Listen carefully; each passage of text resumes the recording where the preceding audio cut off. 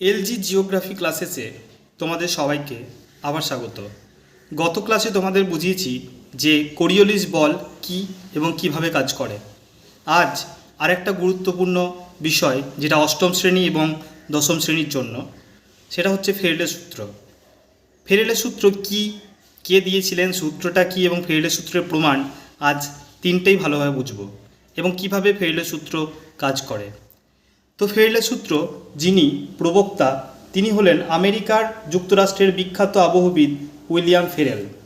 তিনি 1859 খ্রিস্টাব্দে এই সূত্রটি প্রথম উদ্ভাবন করেন এবং তার নাম অনুসারে এই সূত্রের নামকরণ করেন ফেরেলের সূত্র বা ফেরেলস ল। এই ফেরেলের সূত্রটা হচ্ছে যে এটা যদি ধরি আমরা একটা পৃথিবী, এই পৃথিবীর মাঝ বরাবর গেছে নিরক্ষরেখা।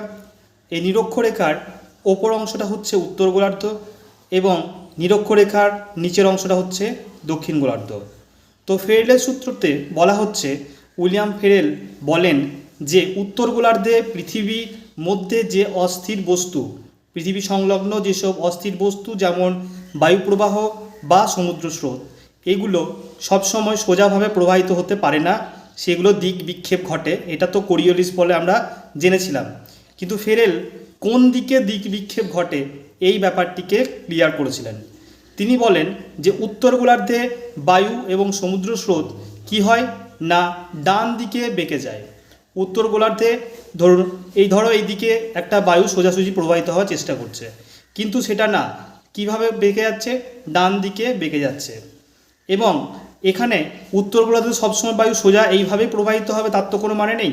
উত্তর গোলার্ধে বায়ু এইভাবেও প্রবাহিত হতে পারে। তাহলে এই তীর অনুযায়ী ডান দিক পড়ছে এই দিকটা, তাই এইদিকে ডান দিকে বেঁকে গেল। আবার উত্তর গোলার্ধে কোনো বায়ু যদি ওপর থেকে নিচের দিকে এইভাবে প্রবাহিত হয়, তাহলে এই রেখা অনুযায়ী ডান দিক হচ্ছে এটা, তাহলে ডান দিকে বেঁকে যাচ্ছে। আবার যদি উত্তর গোলার্ধে কোনো বায়ু এইভাবে কোণাকুণি প্রবাহিত হওয়ার চেষ্টা করে, তাহলে এই রেখা অনুযায়ী ডান দিক হচ্ছে এটা, এইভাবে ডান দিকে বেঁকে যাচ্ছে।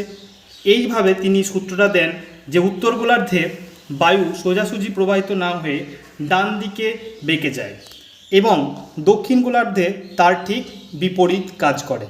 অর্থাৎ দক্ষিণ গোলার্ধে কোনো বায়ু যদি সোজাসুজি প্রবাহিত হওয়ার চেষ্টা করে, তাহলে দিক বিক্ষেপ ঘটছে বাঁ দিকে, অর্থাৎ ঘড়ির কাঁটার বিপরীত দিকে, ঘড়ির কাঁটার বিপরীত দিকে ঘুরে যাচ্ছে।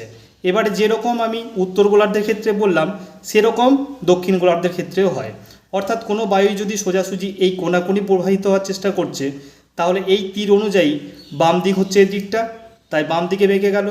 আবার কোনো যদি বায়ু বা সমুদ্র স্রোত সোজাসুজি প্রবাহিত হওয়ার চেষ্টা করছে এইভাবে, তাহলে সেটা বাম দিকে বেঁকে গেল এই রেখা অনুযায়ী এর দিকে।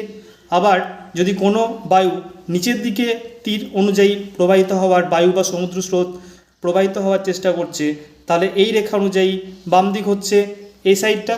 তাহলে এইভাবে কিন্তু ফেরেলের সূত্রটা কাজ করে। অর্থাৎ উত্তর গোলার্ধে বায়ু বা সমুদ্র স্রোত ডান দিকে বিক্ষিপ্ত হয় এবং দক্ষিণ গোলার্ধে বাম দিকে বিক্ষিপ্ত হয়। তো এখানে যে প্রথমে আমি পড়লাম প্রবক্তা, প্রথমে তোমরা প্রবক্তা লিখবে, তারপর সূত্রটা লিখবে এবং প্রমাণ কিভাবে দেবে, অর্থাৎ ফেরেলের সূত্র যে কাজ করছে তার প্রমাণ কি। প্রমাণ হিসেবে একটা খুব সুন্দর উদাহরণ দেওয়া যেতে পারে, সেটা হচ্ছে আয়ন বায়ু। এই আয়ন বায়ু সোজাসুজি প্রবাহিত হতে পারে না, অর্থাৎ আয়ন বায়ু সোজাসুজি প্রবাহিত না হয়ে উত্তর গোলার্ধে ডান দিকে বেঁকে উত্তর পূর্ব আয়ন বায়ু রূপে প্রবাহিত হয় এবং দক্ষিণ গোলার্ধে বাম দিকে বেঁকে দক্ষিণ পূর্ব আয়ন বায়ু রূপে প্রবাহিত হয়। এইভাবে প্রথম এই তিনটি পয়েন্ট লিখলেই এবং সঙ্গে ছবি দিলেই 3 নাম্বার মান পাওয়া যাবে, অর্থাৎ প্রবক্তা, সূত্র এবং প্রমাণ। ধন্যবাদ।